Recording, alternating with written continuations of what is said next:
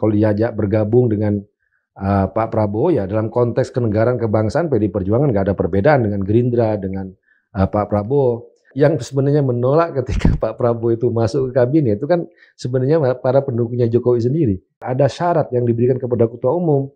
Ya kalau dengan seperti sosok Presiden Prabowo ya silakan komunikasi. Tapi seperti Jokowi yang kita lihat melanggar konstitusi, ya dengan proses bagaimana mengangkangi hukum itu kan kita tidak memberikan rekomendasi itu, gitu. Ya. Tapi kalau kita lihat dari gestur tubuh. Bagaimana keakraban Ibu Megawati dengan Presiden Prabowo, dengan Pak Trisno, itu kan berbeda dengan yang lain termasuk juga dengan Gibran gitu, Bung.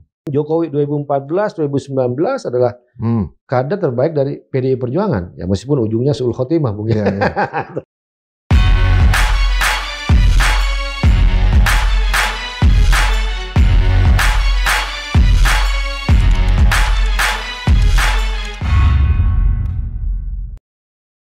Sobat Marilog, bulan Juni adalah bulannya Bung Karno dan bertepatan dengan hari lahirnya Pancasila.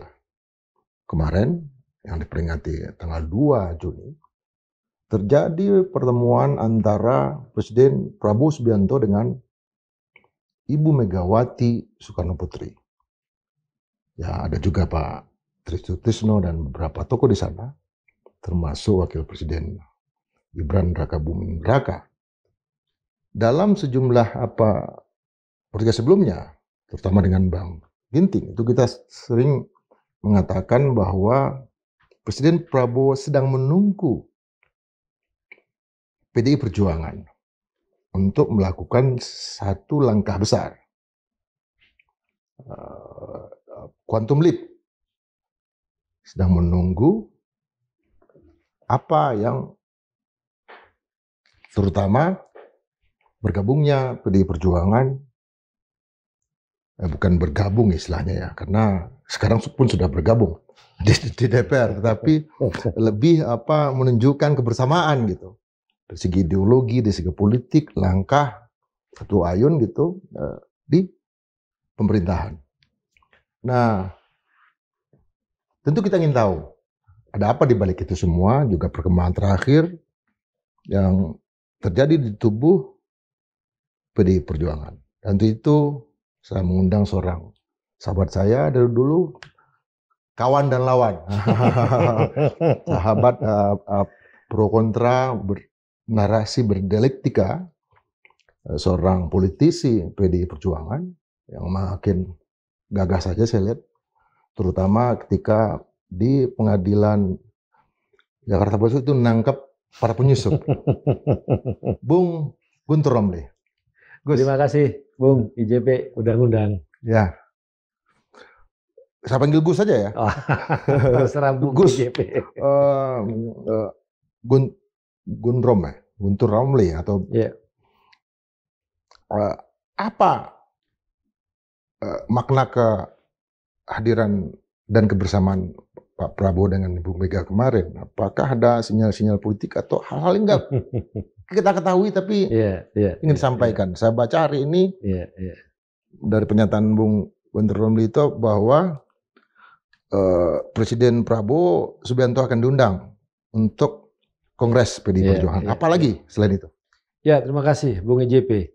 Jadi pertemuan kemarin itu kan dalam konteks pertemuan kenegaraan dan sangat momen yang sangat penting bagi Ibu Megawati Soekarno Putri karena beliau hadir. Kenapa mau hadir? Saya kira karena momennya sangat penting. Yang pertama tentu saja karena memperingati hari lahir Pancasila pada tanggal 1 Juni yang dirayakan kemarin tanggal 2. Dan juga perlu diingat bahwa tentu saja bicara Pancasila nggak bisa dipisahkan dari Bung Karno yang menggali Pancasila pada pidato tanggal 1 Juni 1945. Dan juga Ibu Megawati sebagai Ketua Umum PDI Perjuangan yang selama berpuluhan tahun memperjuangkan memperingati hari lahir Pancasila tanggal 1 Juni. Kalau kita baca sejarah kan zaman Orde Baru 1970 itu ada larangan untuk memperingati lahir Pancasila 1 Juni. Nah kemudian baru secara resmi tahun 2016 diperingati sebagai hari lahir Pancasila 1 Juni. Jadi posisi Ibu Megawati Soekarno Putri baik sebagai Ketua Dewan Pengarah BPIP, kemudian juga Presiden. BPIP Badan Penanggulangan Ideologi Pancasila ya. Kemudian juga sebagai Presiden Republik Indonesia yang kelima, kemudian juga sebagai Ketua Umum PDI Perjuangan, tentu saja melihat dan meyakini bahwa momen hari lahir Pancasila itu sangat penting. Karena itu Ibu Megawati hadir dan menunjukkan keakraban dengan Presiden Prabowo yang selama ini juga sering ditanya oleh publik. Benar bahwa ada pertemuan halal bihalal pada bulan Syawal kemarin, tapi itu kan pertemuan tertutup, kekeluargaan, tidak terbuka untuk umum, hanya foto yang bisa dilihat.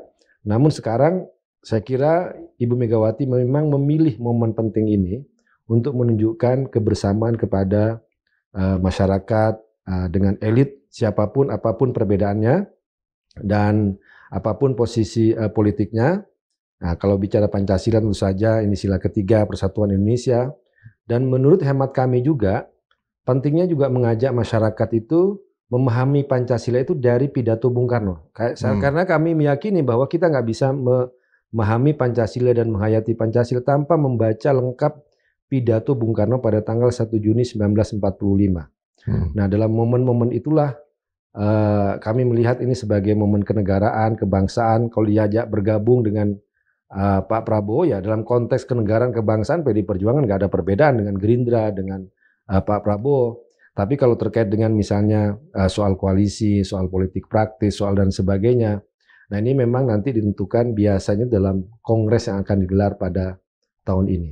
Jadi kami melihat pada momen ini ya Bung, pada momen kenegaraan, pada konteks pidato Bung Karno 1 Juni, kelahiran Pancasila, pada semangat persatuan Indonesia, pada semangat gotong royong, yang kata Bung Karno sebagai intisari dari Pancasila, disitulah kami membaca pertemuan antara Presiden Prabowo dengan Ibu Megawati Soekarno Putri. Termasuk juga di situ misalnya yang sekarang juga banyak ditanyakan ada Gibran, ada Wapres di situ ya. Dengan segala perbedaan apapun ya, bahwa Gibran termasuk juga Jokowi termasuk 27 anggota lain yang sudah tidak bersama dengan PDI Perjuangan. Tapi kan Ibu Megawati nggak mau membawa persoalan organisatoris masalah partai itu ke persoalan kenegaraan. Ya beliau adalah tetap sebagai Wapres, protokoler kenegaraan ada di situ. Ya ketika harus berjumpa ya memang berjumpa. Nggak bisa kita membawa masalah personal, masalah partai ke masalah personal atau ke masalah kenegaraan. Ibu Megawati bukan orang yang seperti itu. Jadi konteksnya kenegaraan, kebangsaan, dasar negara, ideologi bangsa itu yang dilihatnya, Bu. Tapi kalau kita melihat bahwa Bu Mega ini sangat jeli, atau bukan jeli tapi passionnya itu sabar, mengalir. Momen kemarin itu momen yang sangat tepat kalau menurut saya. Karena apa? Karena hadir ketika publik menghendaki pertemuan tapi tidak terjadi pertemuan, terjadi alamiah. Lalu di saat yang bersamaan pamor dari Pak Joko Widodo itu sedang turun. Apa itu? Karena kami melihat begini, Bung. Jadi ketika ini kan udah berbulan-bulan ya pertanyaan soal pertemuan antara Ibu Megawati dengan Presiden Prabowo. Benar kata Anda bahwa kalau pertemuan antara Ibu Megawati dengan Presiden Prabowo itu di luar konteks kenegaraan, pasti orang bertanya-tanya ini politik dagang sapi. Ini soal mau masuk kabinet, ini soal tukar apa dan sebagainya. Nah ketika kita melihat ini adalah momen kenegaraan, maka saya yakin bahwa Ibu Megawati benar-benar ingin memilih momen yang sangat penting ini untuk bertemu, meskipun dalam kekeluargaan juga pernah ketemu tapi tertutup. Dan dalam konteks juga hubungan dengan Pak Jokowi, saya kira nggak ada hubungannya lah ya, bahwa karena Jokowi sendiri dengan PDI Perjuangan itu sudah selesai ya kan. Kemudian juga kalau soal ribut-ribut yang di luar ya soal isu-isu politik yang lain juga Ibu Megawati juga tidak terlalu menghiraukan hal itu karena benar-benar fokus kepada negara, kepada Presiden Prabowo. Makanya saya juga banyak wartawan yang nanya gimana dengan pertemuan dengan Gibran. Menurut saya bukan fokusnya di situ. Ini fokusnya antara pertemuan Ibu Megawati dengan Presiden Prabowo. Kalaupun di sana itu ada yang hadir ya banyak sekali yang hadir. Tapi kalau kita lihat dari gestur tubuh bagaimana keakraban Ibu Megawati dengan Presiden Prabowo, dengan Pak Trisno, itu kan berbeda dengan yang lain termasuk juga dengan dengan Gibran gitu, Bung. Tapi kalau kita lihat lagi selain momen Kongres PDI Perjuangan untuk menghadirkan Pak Prabowo Subianto, kan ada harlahnya Bung Karno. Apakah Ibu Megawati Soekarnoputri khususnya sebagai putri dari Bung Karno atau Puan Maharani sebagai cucunya Bung Karno akan mengirimkan surat undangan untuk Presiden Prabowo Subianto? Jadi yang saya dengar ini kan dari Sekjen PDI Perjuangan Mas Hasto Kristianto ya sebelum dipaksa untuk masuk ke tahanan KPK bahwa memang dalam Kongres itu Presiden Prabowo akan diundang. Itu informasi yang saya dengar. Kemudian juga sebenarnya pada acara ulang tahun partai kemarin ya yang di Lenteng Agung, Presiden Prabowo itu mau diundang untuk acara ulang tahun PDI Perjuangan. Nah itu kan awalnya kan memang mau dibikin acara itu lebih besar lah ya, lebih meriah di tempat yang lebih besar. Ternyata kemudian ada perubahan bahwa itu dilaksanakan secara sederhana di sekolah partai dan hanya untuk internal. Nah disitulah tidak terjadi undangan kepada Presiden Prabowo. Tapi kalau saya membaca juga informasi juga dari internal, biasanya dalam Kongres itu juga Presiden Prabowo juga akan diundang pada Kongres nanti. Untuk haul hari lahirnya Bung Karno, apakah ada informasinya akan diundang? Kalau hari ulang tahunnya Bung Karno kan tanggal 6 Juni, itu bertepatan pada hari Kamis Idul Adha. Jadi kami tidak merayakan secara besar, tapi biasanya ini ya Ibu Megawati itu akan ziarah ke makam Bung Karno di Blitar biasanya. Kemudian juga kami juga mengisi, karena Bung tadi sebut juga ini bulan Juni adalah bulan Bung Karno, ada banyak kegiatan partai dan saya partai, ada anak-anak muda, biasanya itu ada Soekarno Festival, ada Soekarno Run, lari 5 kilo sampai 10 kilo itu nanti di Bandung tanggal 8, kemudian juga tanggal 15 itu ada di Solo, dan di beberapa tempat juga ada kegiatan-kegiatan lain, ada Badan Kebudayaan Nasional, BKN juga mengadakan acara seni, acara kuliner, kemudian lembaga-lembaga yang itu ada Bu, untuk merayakan hari lahir Bung Karno. Tapi secara khusus besar-besaran itu saya kok lihat jadwalnya itu tidak ada. Itu memang didistribusikan kepada lembaga, kepada badan, kepada saya partai, ada Banteng Muda Indonesia yang juga merayakan ulang tahun Bung Karno nanti itu. Kalau dihitung secara persentase nih, berarti kedekatan PDI Perjuangan dengan Partai Gerindra dalam satu sisi dan Ibu Mega dengan Presiden Prabowo itu sudah sampai ke tingkat 80%. Kalau kedekatan antara Ibu Megawati dengan Presiden Prabowo itu kan tidak pernah ada istilahnya pisah. Dalam arti misalnya melihat sejarah 2009 Megapro dan kemudian juga selama ini juga secara hubungan yang baik secara personal ya. Kemudian waktu pas ketika ada Jokowi Ahok ya zaman Pilkada DKI, kemudian juga kan di situ kan beda pilihan ketika tahun 2004 ya 2014, 2019 ketika zamannya Pak Jokowi JK kemudian Jokowi Amin, kan Pak Prabowo memilih pilihan sendiri, mencalonkan sendiri. Jadi secara personal sebenarnya itu antara dua tokoh ini tidak ada persoalan Bung ya. Tidak ada persoalan, ya mungkin ya yang beda pilihan politik ya pas Pilpres saja 2014, 2019, kemudian 2024. Ya, tapi kalau dalam tataran itu tadi ya soal ideologi kebangsaan, soal Pancasila itu kan nggak ada perbedaan sama sekali di situ.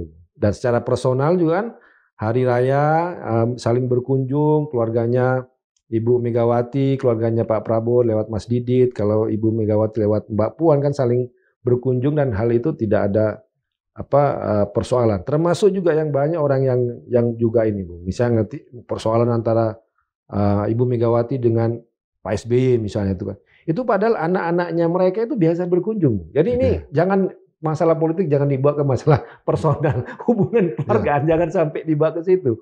Kita lihat misalnya ketika Mas AHY kemudian juga Mas Ibas dengan keluarganya datang ke Ibu Megawati, selfie foto itu hal yang sangat biasa. Jadi jangan dibawa persoalan itu benar-benar ke masalah personal atau ke masalah kekeluargaan, perbedaan politik itu.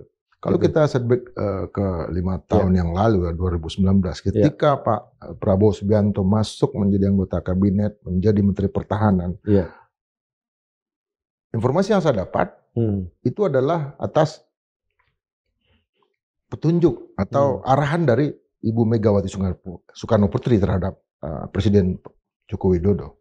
Benar nggak itu? Iya, karena waktu itu saya belum di PDI Perjuangan, Bung ya. Tapi yang sebenarnya menolak ketika Pak Prabowo itu masuk ke kabinet itu kan sebenarnya para pendukungnya Jokowi sendiri. Kalau kita ngeliat di kalangan PDI Perjuangan nggak ada ya penolakan terhadap bergabungnya Pak Prabowo zaman setelah 2019 itu kan, setelah Pilpres itu kan. Jadi kalau saya ngelihat sebenarnya Ibu Megawati itu nggak ada persoalan lah dengan Pak Prabowo, itu nggak ada persoalan gitu. Artinya ada secara politik ada dukungan baik ya katakan dukungan moral atau sebagai tokoh yang sangat penting di dalam koalisi yang mengajukan Jokowi Ma'ruf ya. Iya, betul, ya. Ya, artinya kalau ke depan kita lihat terkait dengan Kongres juga. Kami mendengar Kongres PDI Perjuangan itu sangat terkait dengan proses agenda persidangan yang terjadi dengan Mas Hasto. Benar nggak? Oh, itu enggak, Bung. Jadi Kongres dibilang katanya ditunda karena sidang. Kami tegaskan bahwa tidak ada yang namanya penundaan Kongres itu ya. Karena kan jadwalnya kan memang belum ada. Kan memang ada perpanjangan kepemimpinan Ibu Megawati itu yang mestinya tahun 2024 diperpanjang setahun. Nah, perpanjangan itu tidak menentukan bulan. Nah, bulan itu kapan Kongres dilakukan? Ya, kalau bicara 2025 ya sampai 31 Desember 2025. Artinya masih ada waktu lah untuk melihat mengadakan Kongres. Dan sebenarnya hasil Kongres pun sebenarnya bisa dibaca, Bu. Misalnya kalau kita bicara, karena Kongres itu adalah forum tertinggi dari partai, yaitu soal pemilihan ketua umum misalnya, sering juga yang dibicarakan. Nah, kalau kita bercermin dari Rakernas yang terakhir, yang tahun 2024, itu kan dari pandangan DPD, pengurus tingkat provinsi ya, yang waktu itu mengikuti Rakernas, itu kan semua memohon Ibu Megawati untuk menjadi ketua umum kembali 2025-2030. Demikian juga suara dari tingkat DPC ya, yang memiliki suara lah. Itu kan semuanya menginginkan itu. Jadi bukan Ibu Megawatinya yang mau jadi ketua umum lagi, tapi malah kami ya yang memiliki suara itu yang memohon, mengajukan permohonan agar Ibu Megawati menjadi ketua umum kembali 2025 sampai 2030. Nah, kalau kita melihat hasil dari Kongres itu sebenarnya saya katakan sudah bisa dibaca ya, karena kesepakatan musyawarah mufakat itu sudah memohon Ibu untuk menjadi ketua umum PDI Perjuangan kembali. Nah, terkait misalnya juga yang sering ditanyakan itu soal misalnya posisi sekjen itu nanti bagaimana. Kemudian yang juga sering ditanyakan itu soal posisi PDI Perjuangan pada pemerintah. Apakah tetap seperti sekarang di luar posisi sekjen atau dulu, masuk? coba. Nah, sekjen. Okay. Nah, terkait dengan posisi sekjen ya. Sekjen kalau sampai sekarang tetap masih Mas Hasto Kristianto ya, meskipun menghadapi persoalan hukum yang sekarang kita saksikan di Pengadilan Jakarta Pusat. Nah, sekjen itu, Bung, itu juga dipilih oleh ketua umum. Jadi Kongres itu hanya memilih ketua umum, kemudian ketua umum itulah, dan tidak ada formatur lain, itu hanya ketua umum. Formatur tunggal ya? Formatur tunggal. Setelah itu diberikan mandat oleh Kongres ketua umum untuk menyusun kepengurusan DPP. Oke. Jadi sebenarnya kalau dalam PDI Perjuangan posisi ketua umum itu lebih tinggi daripada pengurus DPP, Bung. Jadi tidak setara antara ketua umum dengan DPP, enggak. Karena ke dalam Kongres ketika ketua umum kemudian disepakati, kemudian dipilih, maka ketua umum itu yang akan memilih DPP. DPP, ketua DPP, kemudian juga sekretaris jenderal, termasuk juga ketua lembaga dan kelengkapan lainnya. Itu yang dipilih oleh ketua umum. Nah, terkait dengan sekjen ya semuanya memang nanti akan diserahkan kepada ketua umum. Siapa nanti sekjennya, apakah masih yang sekarang ataukah nanti akan diganti atau dan sebagainya, itu adalah hak prerogatif dari ketua umum karena di ADRT-nya berbicara seperti itu. Nah, kemudian kalau posisi politik ya tentu saja melihat dinamika juga yang ada di Kongres ya. Kalau misalnya kita bercermin dari Rakernas terakhir bulan yang kelima tahun 2024 itu kan memang menginginkan PDI Perjuangan tetap berada di luar pemerintahan, tapi juga memberikan rekomendasi kepada ketua umum ya hasil Rakernas itu untuk menjalin komunikasi kepada pihak-pihak tokoh yang pro demokrasi, yang menghormati konstitusi, kemudian yang menghormati hukum. Artinya apa? Di situ juga sebenarnya ada syarat yang diberikan kepada ketua umum. Ya kalau dengan seperti sosok Presiden Prabowo ya silakan komunikasi, tapi seperti Jokowi yang kita lihat melanggar konstitusi ya dengan proses bagaimana mengangkangi hukum itu kan kita tidak memberikan rekomendasi itu gitu loh. Ya. Selain dengan Pak Presiden Prabowo Subianto, tokoh lain yang lebih jelas akan diajak berkomunikasi siapa? Kalau kita ngelihat kan ya seperti tokoh misalnya Pak Trisno, meskipun juga beliau sudah di BPIP bersama Ibu Megawati yang lain. Kemudian rata-rata itu kalau kita ngelihat misalnya tokoh-tokoh kelompok sipil Bung ya yang pernah bertemu dengan Ibu Megawati ya, termasuk akademisi, kemudian dosen, misalnya ada Romo Magnis, ada Prof Sulis ya, tokoh-tokoh perempuan, lintas agama, Pak mantan Menteri Agama Pak Lukman Hakim Saifuddin itu kan sering memberikan masukan-masukan kepada Ibu Megawati, dan termasuk menurut hemat saya juga adalah mereka yang juga memberikan masukan kepada Ibu Megawati untuk pentingnya tetap menjaga check and balances, menjaga PDI Perjuangan harus mengambil sikap yang lebih kritis lah kepada pemerintah ya, kan termasuk juga masukan-masukan dari tokoh-tokoh kelompok-kelompok sipil itu. Gitu loh. Kalau melihat kebutuhan internal dari PDI Perjuangan sekarang, itu struktur DPP-nya apakah akan kalau menurut saya sedikit ya dibandingkan dengan Partai Golkar misalnya sekarang, atau lebih dipersolid lagi atau lebih dikembangkan nanti kebutuhan internalnya? Nah, kalau biasanya itu nanti diputuskan di Kongres tentang soal struktur ya. Tapi kalau kami melihat memang PDI Perjuangan itu memiliki keunikan bahwa kepengurusan itu tidak gemuk ya. Tapi benar-benar dipilih ya. Kemudian dia lebih bisa efektif dan efisien kan. Kalau organnya gemuk banget sampai ratusan. Kalau PDI Perjuangan ketua DPP sama wakilnya sekitar 30-an gitu kan. Enggak sampai ratusan gitu kan. Karena untuk lebih efektif dan efisiennya dari manajemen organisasi itu sendiri. Nah, nanti kebutuhan itu yang saya dengar memang akan ada misalnya usulan-usulan untuk perubahan di situ. Cuma kita nggak tahu nanti biasanya itu di forumnya di Kongres disampaikan itu perubahan-perubahan struktur itu.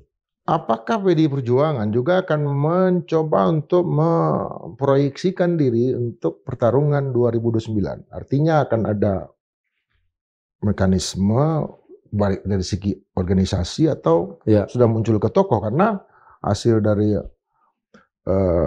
Kongres atau Munas dari Partai Gerindra kemarin kan mencalonkan kembali Pak Prabowo Subianto sebagai calon presiden. Apakah ada keputusan atau ancang-ancang ke arah sana juga di PDI Perjuangan? Tentu saya sebagai partai politik pastilah memandang 2029 sebagai kontestasi yang selanjutnya ya. Tapi terkait misalnya siapa calon yang tokoh yang mau dicalonkan, terus bagaimana programnya dan sebagainya, itu biasanya kembali kepada nanti diputuskan di Kongres biasanya. Bagaimana strateginya ke depan itu kan.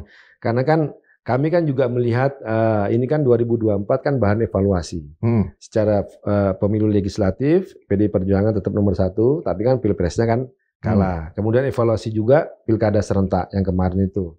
Pilkada serentak di pemilihan gubernur atau juga pemilihan kepala daerah itu juga kami melakukan evaluasi ya. Meskipun misalnya kami ada kalah di beberapa wilayah yang menjadi basis PDI Perjuangan misalnya di Jawa Tengah, tapi yang menggembirakan kami juga di beberapa tempat di luar Jawa PDI Perjuangan juga bisa sukses.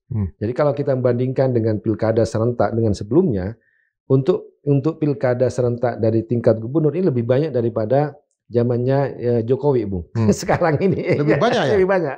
Termasuk juga yang di daerah itu. Tapi kami juga memotret ini kenapa kok di beberapa basis malah kami tuh keteteran, malah kalah, termasuk juga di daerah Jawa Tengah. Tapi kan juga di wilayah yang lain kami kan misalnya seperti Bali. Bali itu kan gubernur tetap PDI Perjuangan. Kemudian dari tingkat kabupaten kan hanya 1 di Bali yang kami kalah. Tapi kan kabupaten yang lain dan kota yang lain di Bali menang. Dan sebelumnya kan ada beberapa kabupaten yang tidak masuk di Bali. Nah ini kami mau lihat evaluasi kami nanti masuk ke dalam struktur partai dan bagaimana untuk tindakan-tindakan program selanjutnya. Tapi kalau soal tokoh siapa 2029 itu kembali lagi ke ADRT, itu yang menentukan tetap ketua umum. Tapi kalau kita lihat rancang bangun Pak Jokowi untuk 3 periode, kan kelihatan penolakannya dalam acara yang diadakan oleh PDI Perjuangan sendiri. Mungkin Rakernas ya. Termasuk juga ketika Gibran dibawa oleh Joko Widodo, itu kan kelihatan. Apakah nanti untuk 2 periode Pak Prabowo Subianto misalnya, itu akan ada juga tanda-tandanya. Artinya PDI Perjuangan menyiapkan calon wakil presiden. Kita sampai sekarang terus terang nggak ada pembahasan itu, Bung ya. Karena benar-benar ini masih dalam taraf untuk evaluasi di internal, pembenahan di internal, kemudian juga menjelang Kongres. Nah, di Kongres itu pun kita kan juga masih mendiskusikan terkait posisi politik PDI Perjuangan di pemerintahan saat ini, apakah tetap di luar ataukah masuk atau kemungkinannya bagaimana itu kan. Tapi kan semuanya diputuskan oleh Ibu Ketua Umum kan dalam Kongres itu juga. Nah, terkait semacam perbincangan untuk 2009 siapa tokohnya itu masih jauh lah di perbincangan. 2009 itu dekat loh. Karena dari segi kita ya. Karena kita kan tiap hari sangat sebagai aktivis kan tiap hari adalah politik. Iya. Itu dekat loh. Artinya ada tokoh-tokoh yang kita dari luar lihat, ada Mbak Puan misalnya. Apakah itu nggak menjadi satu pemikiran? Oh tentu saja, Bung. Jadi kalau di kebiasaan di PDI Perjuangan, kalau kita ngelihat kan selalu mencalonkan kader sendiri. Baik di pilkada, kemudian juga di pilpres, kan jelas itu kader. Ya kan, cuma pertanyaan 2029 apakah untuk nomor 1, nomor 2 itu kan pembicaraan lain kan. Tapi intinya PDI Perjuangan akan memberikan kesempatan kepada kader. Meskipun dia harus bertarung ya dengan banyak. Ini saya bicara di pilkada kemarin, Jakarta misalnya. Gubernur dan wakil gubernur orang PDI Perjuangan bertarung dengan banyak partai lain ya. Dan alhamdulillah menang. Tapi di Jawa Barat di Jawa Tengah ya kami jelas kalah kan. Tapi intinya PDI Perjuangan itu tidak akan pernah dalam tanda kutip menjual kursi untuk calon yang lain. Kami akan memberikan kesempatan kepada kader yang sudah katakanlah bekerja keras untuk partai. Apalagi kepala-kepala daerah yang potensial, kemudian tokoh-tokoh yang muncul ya di publik akan memberikan mereka kesempatan. Itulah.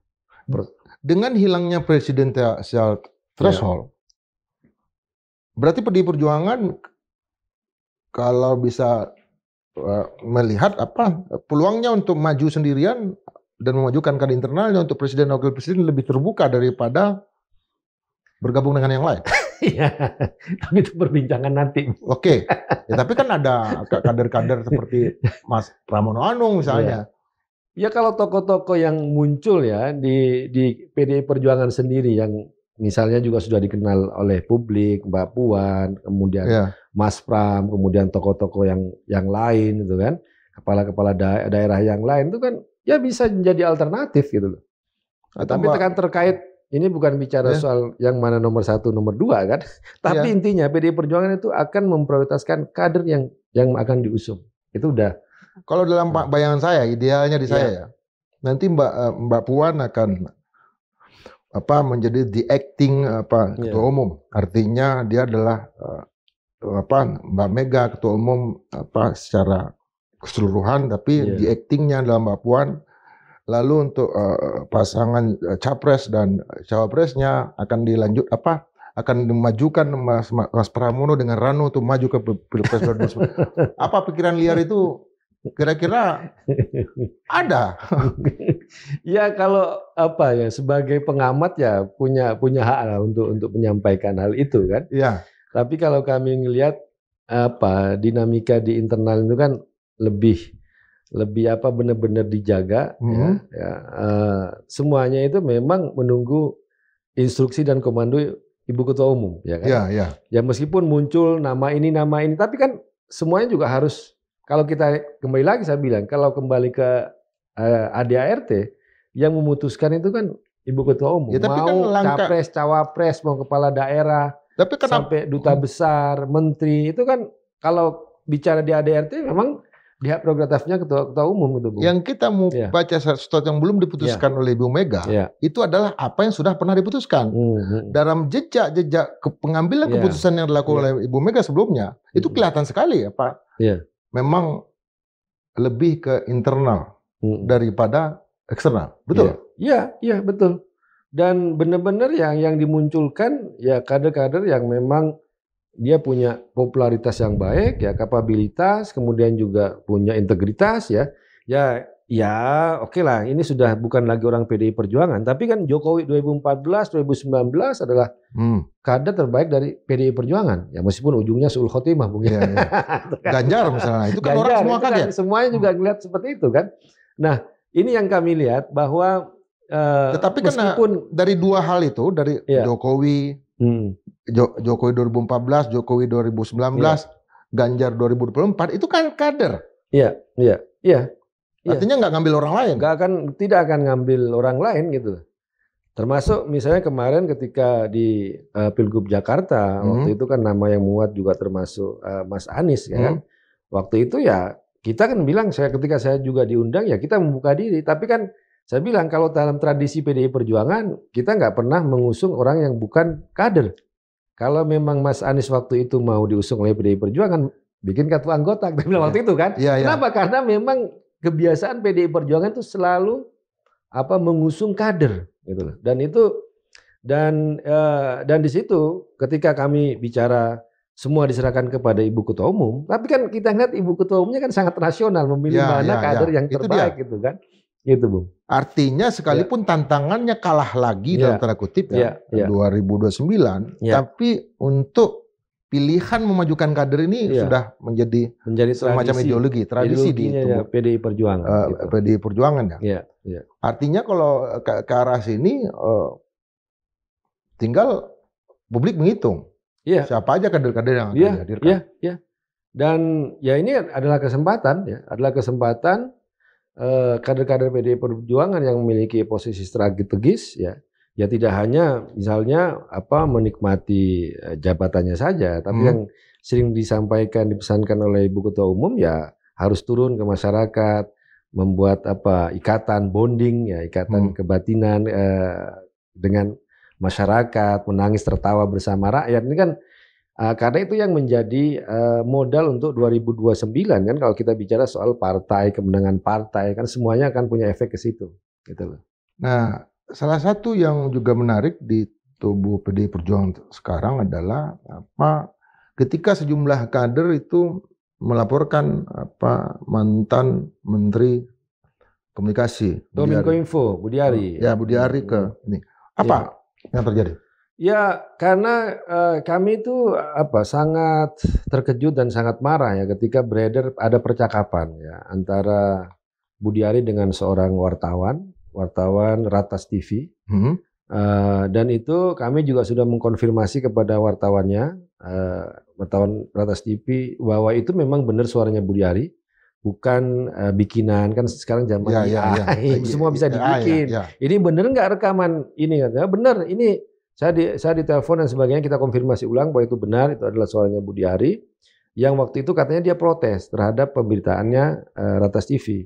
Ya aneh juga, masa kalau keberatan dengan suatu pemberitaan, masa wartawannya langsung ditelepon, dimarah-marahin itu kan nggak etis ya. Harusnya dia berikanlah hak jawab, atau kalau dia nggak puas ke Dewan Pers ya. Tapi yang mau kami fokus itu adalah ketika Budiari mengatakan bahwa otak dari bahwa ada informasi dia mendapatkan 50% dari jatah judi online, itu dianggapnya dituduhkannya kepada PDI Perjuangan dan kepada Bapak Budi Gunawan, Menko Polhukam. Ya kalau kami fokus tentu saja kepada PDI Perjuangan ya. Nah di situ yang kami benar-benar tidak terima dan marah, karena informasi 50% judol untuk Budiari itu kan dari dakwaan resmi jaksa. Jaksa sudah mengatakan ini sesuai dengan fakta, ini sesuai dengan dakwaan. Dengan tuntutan sumbernya apa? Dia pasti penyidikan dan penyelidikan. Jadi ada dua lembaga yang sudah melakukan kerja hukum untuk mengeluarkan dakwaan itu dari polisi, penyidikan, penuntutan, kejaksaan, dan keluarlah bahwa informasi 50% itu untuk Budi Ari. Tapi kemudian bagaimana Budi Ari mau menggeser isu ini, ya, ini kepada isunya PDI Perjuangan, enggak, itu otaknya yang memframing itu PDI Perjuangan. Nah, itu yang kami nggak terima. Artinya yang membesarkan berita tentang ini segala macam, termasuk ke misalnya ke dalam tanda kutip memberikan pengaruh, mempengaruhi jaksa, itu dianggap PDI Perjuangan. Iya, dituduhkannya PDI Perjuangan. Gimana mungkin kan PDI Perjuangan? Dan nggak hanya jaksa loh, Bung. Jaksa kan sumbernya juga BAP kan, itu polisi. Saksi. Iya, saksi. Berarti kan PDI Perjuangan masa bisa ngatur kejaksaan sama kepolisian itu kan? Mengatur saksi juga. Mengatur saksi juga itu kan? Kan saya bilang nggak mungkin. Ini kan sama saja Anda tidak hanya memfitnah PDI Perjuangan sebenarnya. Secara tidak langsung juga mau memfitnahnya kejaksaan atau kepolisian, bisa diatur-atur oleh PDI Perjuangan. Nah, kami melihat bahwa ini adalah fitnah, ya, karena Budi Ari ingin menggeser isu, ya, bahwa yang menulis informasi itu tidak hanya Ratas TV. Saya tidak tahu apakah wartawan yang lain juga ditelepon oleh Budi Ari dengan cara yang sama ketika dia menelpon Ratas TV. Cuma Ratas TV mungkin mau melawan dengan merekam telepon itu, kemudian dia menyebarkan, mengunggahnya di YouTube. Akhirnya keluarlah bahwa ada fitnah tersebut. Saya nggak tahu apakah materi yang sama, ya, yang diomongin oleh Budi Ari itu juga diomongin ke wartawan-wartawan yang lain untuk membungkam, istilah dalam tanda kutip, mereka ketika menulis soal informasi itu. Nah, kalau itu benar terjadi, ya berarti Budi Ari tidak hanya melakukan fitnah kepada PDI Perjuangan, tidak hanya kepada satu wartawan, bisa jadi dia kepada banyak wartawan yang lain gitu, dengan cara ini bukan saya, tapi ini ada otaknya, ini ada dalangnya. Teori konspirasi, mencari kambing hitam. Dan karena itulah kader-kader PDI Perjuangan ya melaporkan Budi Ari itu ke Bareskrim. Ada pencemaran nama baik, kemudian fitnah dengan KUHP di situ, Bu. Gitu. Apa karena sikap atau katakanlah ucapan atau pernyataan Budi Ari itu yang menyebabkan kita lihat ada banyak sejumlah yang saya kenal juga ya, Rike misalnya, ada lagi Pak yang terpilih dari Jakarta siapa? Itu siapa? Charles atau bukan Dede. Darmadi Durianto. Itu dia sangat substantif untuk memberikan perhitungan kepada Budi Ari gitu tentang keuntungan dari Koperasi Merah Putih yang 1 miliar. Itu bagaimana? Artinya masuk logika saya. Nggak punya plan bisnis. Dan Rike fokus. Rike. Artinya itu apa terbangun dengan sendirinya atau terkait dengan masalah ini juga? Artinya mereka memperlihatkan sisi yang di satu sisi profesional. Atau terpancing juga? Kalau menurut saya ya, kalau sudah fitnah kepada partai, pastilah semua kader itu akan bereaksi lah. Mau yang kader yang paling bawah ataupun juga yang di Senayan, pasti akan langsung tidak terima dan akan memprotes ya kepada Budi Ari. Dan sebenarnya kan juga kalau dari tokoh-tokoh yang di Senayan, tokoh senior kan sebenarnya lebih arif ya. Saya nggak mengatakan kader nanti yang laporin ke Arif, bukan. Maksudnya dia lebih soft lah ya, lebih soft. Misalnya kayak Mbak Puan minta klarifikasi, Pak Said Abdullah juga minta mungkin slip tong si Budi Ari, kemudian yang lain juga minta mencabut klarifikasi dan minta maaf seperti Mbak Sada Restu. Tapi kan kita lihat Budi Ari kan dia malah ngumpet kan, nggak ada klarifikasi. Deddy Sitorus ya? Jangan, Deddy Sitorus termasuk juga. Tumben saya bilang Bang Deddy ini masih minta klarifikasi sama minta maaf. Biasanya kalau dia kan langsung main ini aja kan.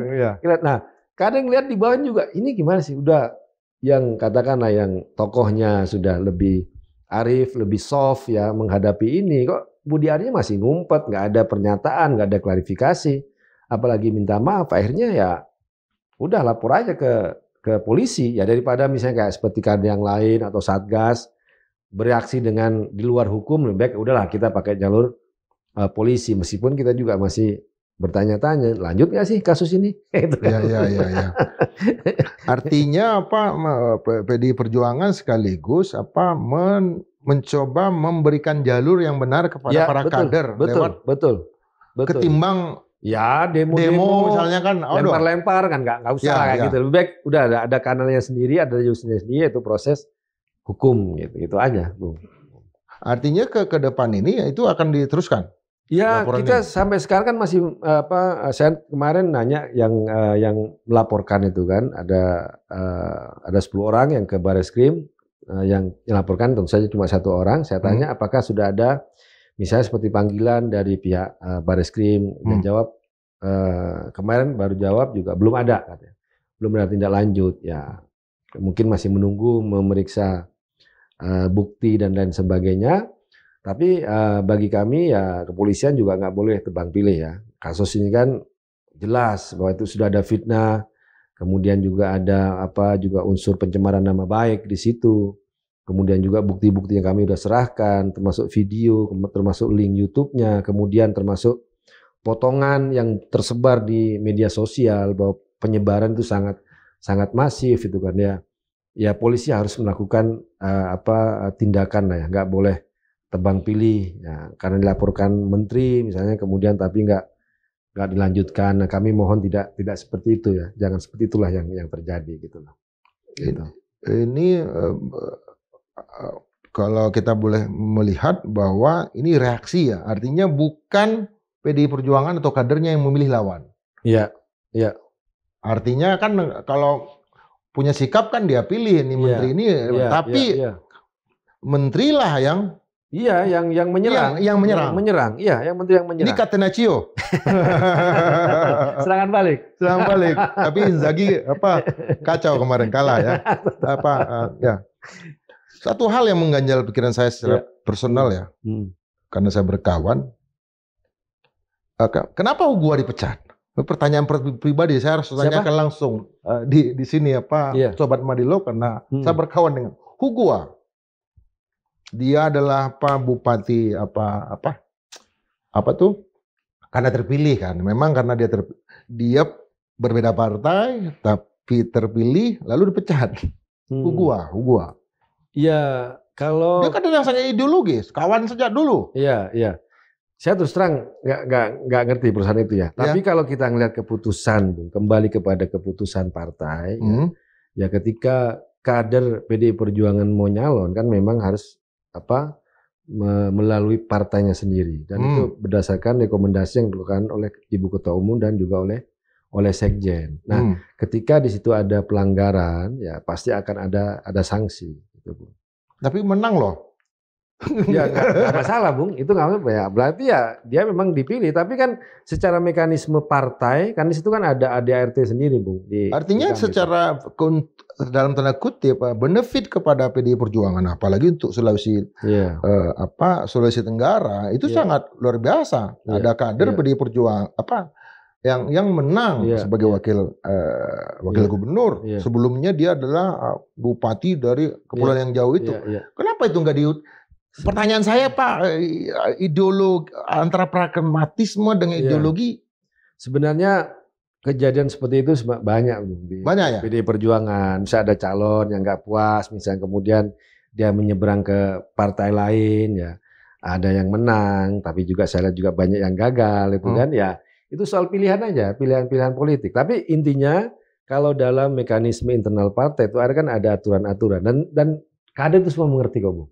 Ngerti bahwa kalau ini lakukan, ini begini konsekuensinya, kalau ini gimana konsekuensinya, itu para kader itu mengerti itu.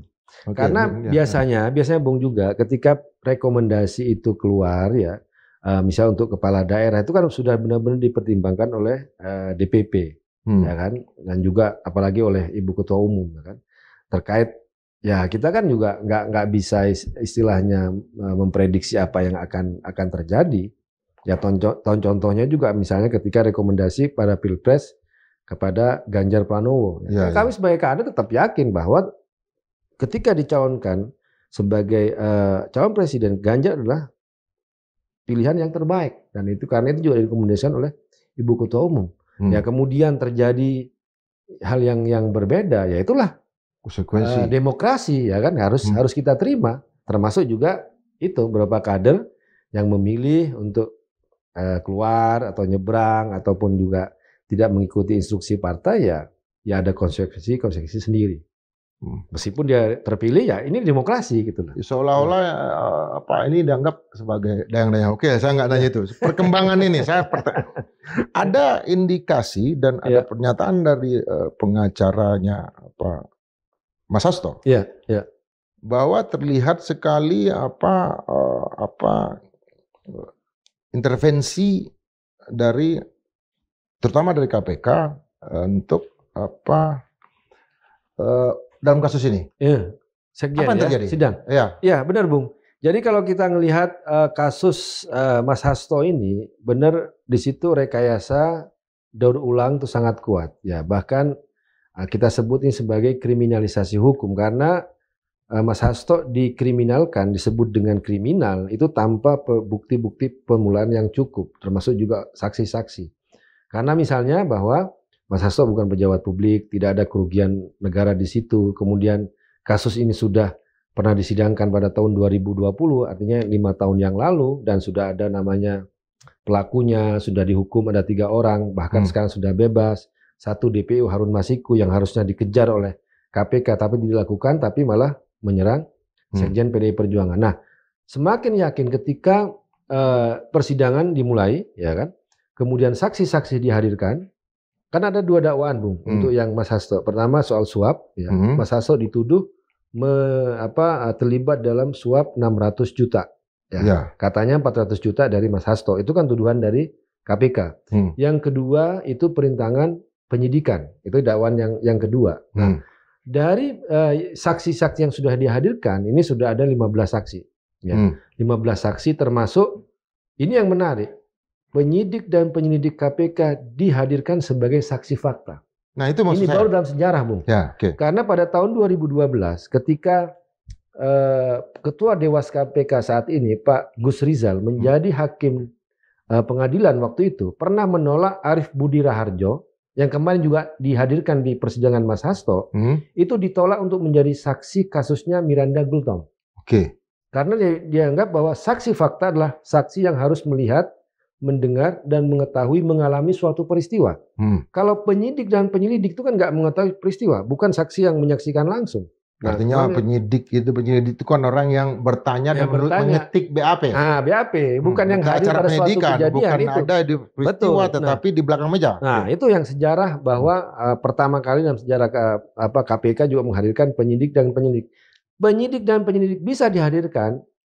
Misalnya apa? Kalau ada saksi memberikan keterangan di pengadilan berbeda dengan BAP-nya. Oke. Atau dia mengatakan saya diancam oleh penyidik saya. Nah, penyidik bisa dipanggil untuk dia bersaksi kepada saksi yang ketika dilakukan pemeriksaan. Nah, ini tapi ini kan enggak. Ini kan 2 penyidik KPK itu dijadikan sebagai saksi fakta.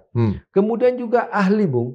Ahli juga ada ahli yang juga menjadi pegawai KPK. Hafni namanya itu. Pegawai KPK. KPK dihadirkan sebagai ahli, saksi ahli. Harusnya kan ahli dia kan berpijak pada kompetensinya, kepada profesionalitasnya, kepada keahliannya, bukan kepada posisi, dan harus objektif melihat suatu perkara. Gimana kita mau objektif melihat suatu perkara kalau ahlinya aja orang KPK sendiri udah terafiliasi ya? Terafiliasi atau saksi faktanya sendiri adalah penyidik KPK. Nah, kita ternyata ya memang kasus ini kekurangan saksi, kekurangan bukti. Akhirnya KPK memaksakan penyidik, penyelidiknya dan ahlinya atau pegawai untuk menjadi saksi fakta dan menjadi ahli. Kalau jadi keterangan semuanya, Bung, soal penyuapan.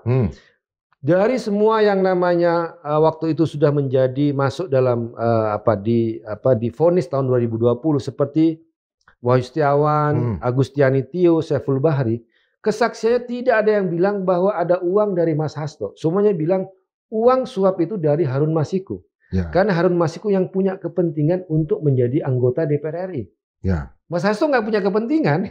Dia nggak punya motif pribadi untuk menyuap komisioner KPU. Karena bukan dia menjadi anggota DPR RI. Yang punya kepentingan adalah Harun Masiku. Makanya Harun Masiku yang memberikan suap pada waktu itu. Dan itu sudah dikonfirmasi oleh semua yang terlibat pada tahun 2020, Wahyu Setiawan, Agustiani Tio, Saiful Bahri dan yang lain mengatakan bahwa itu uang dari Harun Masiku, bukan dari Hasto Kristianto. Kemudian kedua, yaitu perintangan penyidikan. Dakwaannya apa bunyinya? Yaitu perintah perendaman HP kepada yang namanya waktu tahun 2020 tanggal 8 Januari kepada yang namanya Nur Hasan dan sudah bersaksi di pengadilan. Terus yang kedua kepada namanya Kusnadi bulan Juni 2024. Dan menurut Nur Hasan yang diperintahkan menenggelamkan HP, ya, HP-nya Harun Masiku, itu bukan Mas Hasto, tapi ada 2 orang yang datang ke dia waktu itu, kemudian maksa yang memerintahkan untuk merendam HP, bukan Mas Hasto itu. Kemudian Kusnadi juga sama, bukan HP yang waktu itu yang ditenggelamkan, tapi dia bilang pakaian larung katanya. Gimana dibilang HP-nya saya ditenggelamkan, Pak? Ini di pengadilan. Wong HP-nya disita oleh KPK menjadi barang bukti. Artinya apa barang bukti dan segala macam kan bisa ditarik kembali semua yang ada. Nah, ini yang menarik juga. Nah, untuk apa? Kalaupun itu direndam handphone itu kan apa? Datanya kan bisa diambil lagi? Katanya sih enggak bisa. Kalau direndam katanya nggak bisa disadap atau gimana atau rusak. Itu catatan tuh, rendam aja handphonenya. Oke. Jadi apa katanya? Tapi di ahli yang forensik yang didatangkan KPK juga nggak ada bukti, nggak ada barang bukti yang mereka forensik yang direndam HP-nya, nggak ada. Artinya sebagai handphone yang sudah direndam itu yang disita KPK. Yang disita KPK. Ini udah direndam nih. Nggak ada juga? Nggak ada. Karena kata Gus tadi yang tenggelam ya, ditenggelamkan bukan HP kata dia. Dia waktu itu lagi kalau bahasa Balinya melukat. Kalau tradisi Jawa itu kayak ini loh, Bung. Larung ya? Larung ya. Kalau di buang sial, buang baju. Kalau handphone tahun 2020 kalau direndamnya di air tawar itu masih bisa. Masih bisa ya. Kecuali di air laut. Karena handphone saya waktu itu di air laut. Oke. Jadi sebenarnya tuduhan-tuduhan dari KPK itu nggak berdasar. Baik saksinya nggak bilang nggak ada, kemudian bukti-bukti yang lain juga bilang tidak ada. Akhirnya ya semakin jelas bahwa ini soal rekayasa hukum gitu, yang dilakukan oleh KPK. Kenapa? Ya di situ kita ngelihat ini ada masalah dendam politik, ya kan? Karena Mas Hasto sangat kritis kepada pemerintahan Jokowi, komisioner KPK ini dipilih zamannya Jokowi, memang dilantik zamannya Pak Prabowo, tapi baru 2 hari mereka dilantik sudah bikin yang namanya surat mentersangkakan Mas Hasto, gitu kan? Itu yang kita sekarang secara politik posisi dari PDI Perjuangan adalah head to head dengan KPK. Kalau ya untuk kasusnya Sekjen PDI Perjuangan tentu saja karena kami melihat bahwa ini bukan persoalan hukum, bukan kasus hukum ya. Kemudian juga dan Mas Hasto juga tegas. Kalau kita bicara dalam pengadilan tahun 2020, itu kan yang memang memberikan suap kan Harun Masiku. Ya silakan tangkap buruh yang Harun Masiku karena dia yang pemberi uangnya gitu loh. Kemudian yang ini juga Bung, yang kami lihat juga yang sering saya sampaikan. Pada keputusan nomor 28 tahun 2020 yang terdakwanya Wahyu Setiawan dan Agustiani Tio yang menyuap Wahyu Setiawan itu tidak hanya Saiful Bahri, Bung. Tapi ada yang namanya Rosa Muhammad Tamrin dan Domingus Mandacan, Gubernur Papua Barat saat ini. Itu ada dalam putusan, Bung. Ya. Tapi nggak pernah ditindaklanjuti oleh KPK. Yang selalu dikejar oleh KPK adalah Harun Masiku, Saiful Bahri karena mereka ada 2 nama lagi. Siapa tadi? Rosa Muhammad Tamrin yang waktu itu adalah sekretaris KPU Papua Barat, dan uangnya itu dari Domingus Mandacan. Itu ada dalam putusan pengadilan itu ada. Yang kita ngelihat KPK terlihat sekali bahwa ini memang tebang pilih.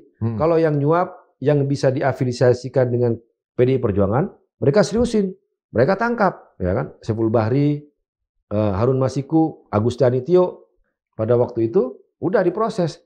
Tapi yang Rosa Muhammad Tamrin sama Domingus Mandacan sampai sekarang nggak pernah diproses. Dan itu uangnya 500 juta. Ya. Dan itu udah terbukti dalam persidangan tahun 2020. Makanya kita ngeliat ini KPK memang sengaja melakukan tebang pilih dan hanya untuk menyasar kepada PDI Perjuangan menjadi alat politik. Termasuk sekarang mentersangkakan Sekjen PDI Perjuangan Mas Hasto gitu. Itulah. Yang juga menjadi pertanyaan kita adalah ketika KPK melakukan penggeledahan di rumah Mas Hasto, apa yang ditemukan? Itu yang menarik lagi, Bung. Ini yang terakhir juga terungkap kemarin itu, waktu pas ahlinya KPK bersaksi di pengadilan. Itu ada namanya flash disk yang juga bisa menjadi kamera.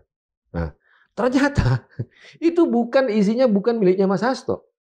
Itu ada foto tahun 2012, bahkan juga ada file yang tahun 1979 kalau nggak salah, di dalam USB kamera itu. Dan ketika USB itu ditemukan di rumahnya Mas Hasto, Bung, itu nggak ada yang tahu. Mas Hasto nggak tahu, anaknya nggak tahu, istrinya nggak tahu. Nggak dibikin berita acaranya. Dibikin tapi ditolak. Kita tolak bahwa karena kami nggak pernah mengenal yang barang namanya ini sebagai dari sana. Nah, kami kan juga takut. Waktu itu kan juga diminta untuk menunjukkan isinya. Mereka nggak menunjukkan isinya, Bung. Jangan-jangan ya, karena mereka nggak mendapatkan sesuatu apapun dari rumahnya Mas Hasto. Tapi karena mereka waktu heboh, ada berkoper-koper katanya diambil dari rumahnya Mas Hasto, mereka cari suatu barang atau mungkin juga mereka sendiri yang menaruh barang itu, bahwa ada satu petunjuk USB atau kamera di rumahnya Mas Hasto yang ternyata nggak ada isinya cuma foto sama file-file nggak jelas itu. Gitu. Sampai sekarang itu menjadi barang bukti. Menjadi barang bukti. Dan nggak hanya itu aja, ada juga buku catatan dari staf DPP namanya Mas Kusnadi. Dia itu bikin patungan modal usaha dengan adiknya, namanya Udin. Terus dia itu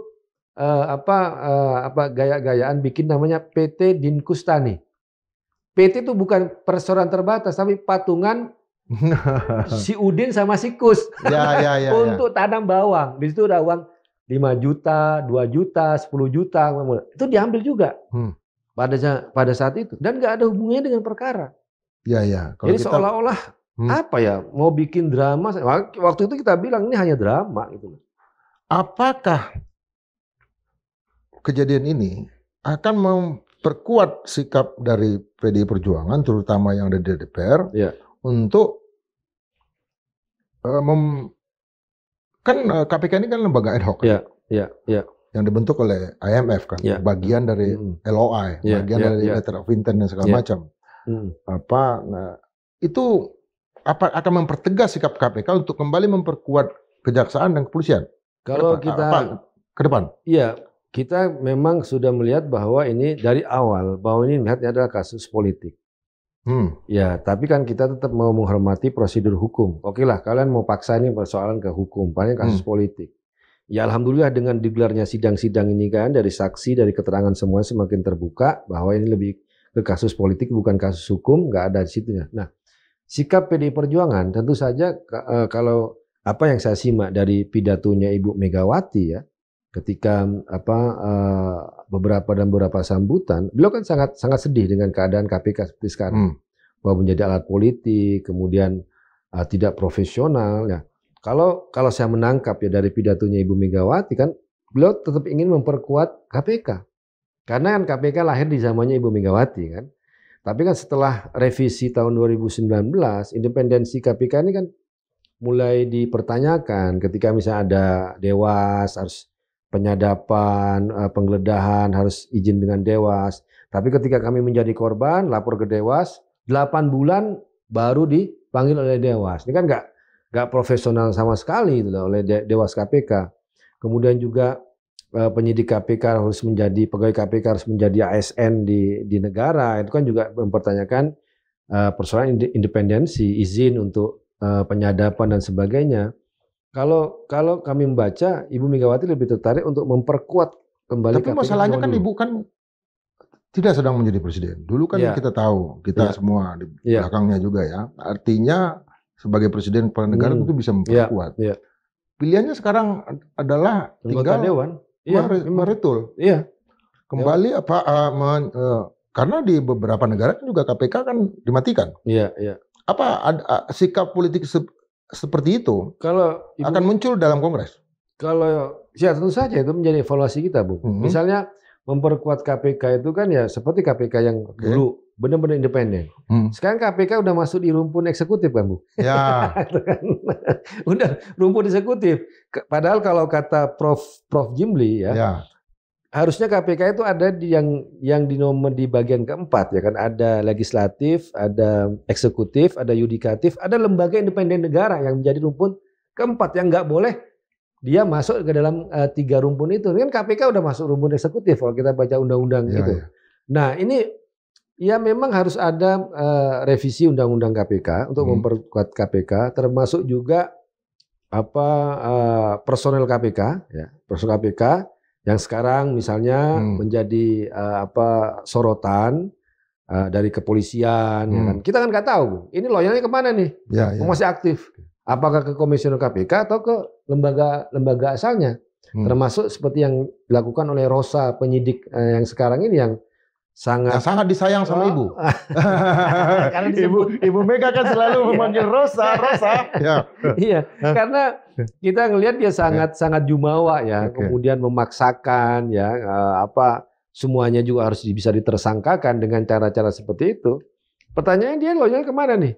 Ke komisioner KPK atau ke lembaga yang lain gitu kan? Atau misalnya sekarang komisioner KPK, Pak Setio ya, dia masih polisi aktif, dia bintang 3. Orang banyak menyerang sebelum ini, Firly. Nah, sekarang saya tanya, apa bedanya Pak Setio dengan Pak Firly zaman itu? Sama-sama bintang 3, masih polisi aktif, dan juga dia tidak mungkin lepas dari lembaga asalnya. Nah, kalau kita bicara independensi bisa mempertanyakan hal itu gitu. Nah, ini yang perbaikan seperti ini yang harus dilakukan gitu. Gitu. Oke. Gitu. Sobat Madilog, berbicara dengan Gus Guntur Romli ini saya bisa 3 jam atau 4 jam.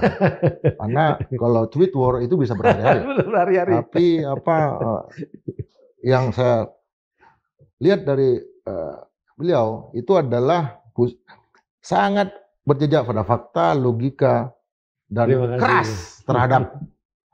Ya kalau udah mempertahankan sikap ya udah keras seperti pendekar gitu. Sama juga dengan ini watak Tan Malaka yang lain, watak Agus Salim yang lain, kita orang bisa Minang bicara yang Tan lain. Malaka panjang Bu, di sini. Bisa nanti kita tentang Tan Malaka. Ya, nanti kita berpikir.